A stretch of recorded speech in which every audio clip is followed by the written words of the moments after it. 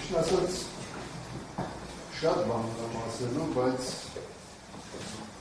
9 ամիսների ընթացքում միշտ ասել եմ,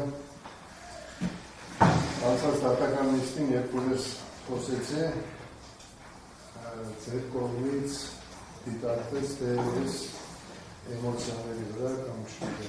ինչերի վրա խոսում, բայց ոչ, այն ինչ որ կխոսեմ, այն ինչ որ կասեմ, դա էմոցիոնալ խոսք չի, ոչ ինչ-որ մեկի վերաբերվում է, ոչ հարգաժան դատարանին, ոչ դագախազին։ Ընդհանրապես ես ուզում եմ հասկանամ, իսկապես ինչ է համարել ես 9 ամիս կալանքի տակ, որտեղ հարգական արդարադատություն։ Մենք այս արդարադատության համար չենք երկիր ծառայել, երկիր ստեղծել, կյանքը դրել, մենք երազել ենք ունենալ մի այնպիսի երկիր, մի այնպիսի հայրենիք, որտեղ որ աստվածաշնչյան խոսքերով այրույթն ու գառը իրար հետ կարածել։ Բայց իրականում խումբ են կառուցել քննչական կոմիտեի կողմից այս մարդու հետ առաջի դատական նիստին են ծանոթացել Արմեն։ Առաջի դատական նիստին այս տեսակի կեղծիք կարող լինի, որ խումբ են այս մարդը, ոչ էլ կարող։ Ենթադրությունների վրա կառուցված թե քննչական կոմիտեի կողմից, վարույթ իրականացնող մարմնի կողմից բոլոր ենթադրությունները, ես հավատացած եմ, որ դուք ծանոթացել եք թե առերեսումներին, թե այդ մարդկանց ենթադրություններին, նման են մի մարդու, որը որ 30 տարի ճանապարհ ունի անցած, որ օդի մեջ հայտարարություն տարածի, ով ուզում աշխատանք ունենա, ու անծանոթ մարդկանց հետ խումբ կազմի, ինչ որ չգիտեմ, ենթադրյալ ծանր հանցագործություն կատարի։ Հարգելի դատարան, եթե ես այդպիսի մտադրություն ունենայի, 20 թվականի նոյեմբերի 9-ին կանեի դա։ Բայց մեր սև հովազներից, մեր ջոկատից ոչ ոք այդ տվյալ օրը, տվյալ պարագայում չի հայտնվել տվյալ վայրում։ Եթե ես ուզենայի այդ ժամանակ առիթել ու կապել։ Իզուր չի ռուսահոգի Արցախի հերոս Ռուստամ Գասպարյանի կողմից ասված նվիրյալները չեն նվանափոխվում, կարգախոսը, մենք նվիրյալ ենք հայրենիքին, ընտանիքին, հավատին, կրոնին և եկեղեցուն։ Մենք մեր հայրենիքի ներսում զենք չենք բարձրացել, երբևիցե։ Ես ուզում եմ մի բան հիշեցնեմ, 96 թվականին երևի հարգարժան դատախազարի ավելի տարիքով կնկրիշի, ընտրություններից հետո ժողովուրդը գնացին ազգային ժողովի այնտեղ ծեծուժակ, այն ժամանակ լուսահոգի սպառապետը զանգեց եղբորուս, ասեց համար 1 արեք քաղաք, եղբորուս պատասխանը եղավ, թուրքը հարձակվել է, ասեց չէ ժողովուրդն ոստացել, ասեց խալ է զանգը, ես իմ ժողովուրդի տենց զենք չեմ անում, դա մեր մեջ է, մեր այրունի մեջ է, ենթադրությունով 9 ամիս պարել կալանքի տակ, դա արդարադատություն չէ, դա միտումնավոր քաղաքական պատվեր է, պատվիրատուներին եմ գիտել, ուրեմն, ռիսկային, ասում եք հարգարժան դատախազը, ասում է ռիսկային է, դուրսի գտնվել է, իբր վկաներին հրեն ազդել, չգիտեմ, ուրեմն, երբ որ քննչական կոմիտեն սկսել էր այդ վկաներին հարցաքննել, ես դրսում էի, երբևիցե փորձ չեմ արել իրենց հանդիպել, ես գնացել եմ արդ երկիր, նորից հետ եմ եկել, և այդ գործը շարունակում էր, ես նորից փորձ չեմ արել այդ մարդկանց տեսնելու, որովհետև ես գիտեմ ինչ կա իմ մեջ,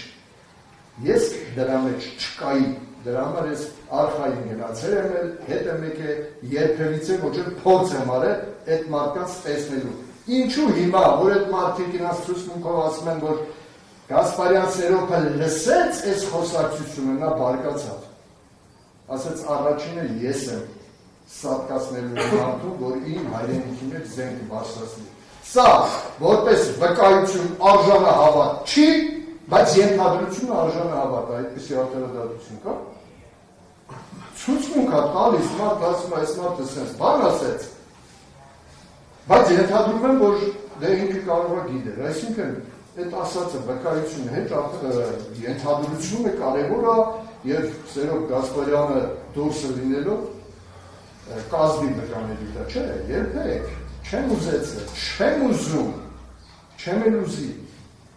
ազդել ինչ-որ մարդկանց վրա, որ իմ հանդեպ նորմալ ցուցմունք չկա նման։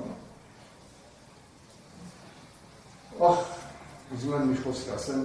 Ֆիրդուսուց, որը հիմա կատարվում է։ Հարգելի դատարան։ Այո, մենք ամբողջ կյանքներս տուն Աստվածաշունչն ասում է, ով չուրանա ընտանիքը, հայրը, մայրը, ծնողին, երեխային, նա ինձ արժանի չի։ Աստված ասում է, մենք ուրացանք տուն, տեղ, հայրենի ծնող, երեխա, նվիրվեցինք հայրենիքին, եւ ինչ ենք ստանում հիմա։ Արժանի պատասխան։ Անցած դատական նիստին Հարգարժան դատախազը ներկայացնում է, թե իմ բջիջայինից ինչեր անված, ընդեղ 17 տարի առաջ հայրենիքի մատուցած ծառայությունների համար վարչապետի կողմից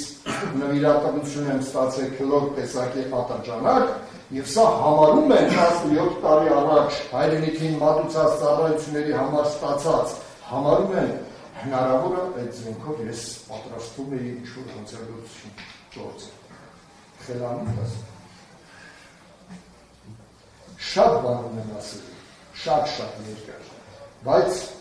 խնդրում եմ, ինչպես անցած անգամ ասեցի, որ ցանկացած ոլորտում, թե դա կլինի պատերազմի դաշտում, թե դա կլինի արդարադատության մեջ կամ ցանկացած ոլորտում լինում են առաջամարտիկները, ճիշտ է, նայում ենք հոդվածին, վախենալու հոդված ցանկացած ոնց ասեմ, որ սա ձեզ չի վերաբերում, վախենալու հոդվածը, բայց Տեր Հիսուսն ասում էր, վախկոտները անգամ երկնային արքայություն չեն։ Ճիշտ է, ես անազատության մեջ եմ մարմնով, բայց հոգով ազատ եմ։ Հանդերձյալ աշխարհում ես պարզ ճակատով կկանգնեմ մեր նահատակների առաջ, պարզ ճակատով եւ արդար հոգով։ Թող մտածեն նրանք, ովքեր հիմա անազատության մեջ են, բայց բանտարկված են ստրկության մեջ։ Աստված պահապան նրանց։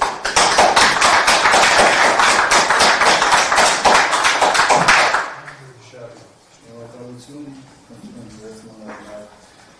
էմոցիոնալ ձևումներից, հիմնականացնեմ մյուս կողմերին լսելուն, ներառյալ ձեզ առաջարկում եմ, քանի որ նշեցիք կալանավորման պատվիրատուների մասին վերոս տեղեկություններ ունեք, առաջարկում եմ, թե դատան այդպիսի պարտականություն չունի, բայց իրազեկվեք, որ կարող եք հաղորդում տալ հանցագործության մասին, սա ընդհանրապես ասում, դրմբաց դատական նիստում եք գործում, դատավարականության մեխանիզմ չկա, որ դատանը պետք է առաջարկի, բայց ասում եք, ես ուղղակի ասում, որ կարող եք հանցագործության մասին հաղորդում տալ, որպեսզի ես քրիստոնյա եմ, եւ այդ անձնավորություններին աղոթքով հանձնել եմ ահեղ դատավորին Աստծուն։ Եվ մի բան էլ ավելացնեմ, քննչական պարոն Ալեքսանյանը ներկայացրել բոլոր առերեսումներին, թե հարցաքննությանը, եթե դուք ծանոթանաք նյութերին, այնտեղ բոլոր մեր հարցերը մերժում էր քննիչը, անգամ ասում էր մի նայիր բանի վկային, իր այդ խոսալուց ինձ նայի, մի նայի վկային հարց տալուց։ Ես միշտ անգամ վերջում ասել եմ, որ դուք անաչափ քննություն չեք վարում, պետք է որ դերված լինի հայտարարությունների մեջ։ Ուսումնասիրելուց ամեն ինչ պարզ կլինի։ Բոլոր կարևորագույն հարցերը հանվում էր, ցույց էր տալու, որ վկան պատասխաներ։ Շատ շնորհակալություն։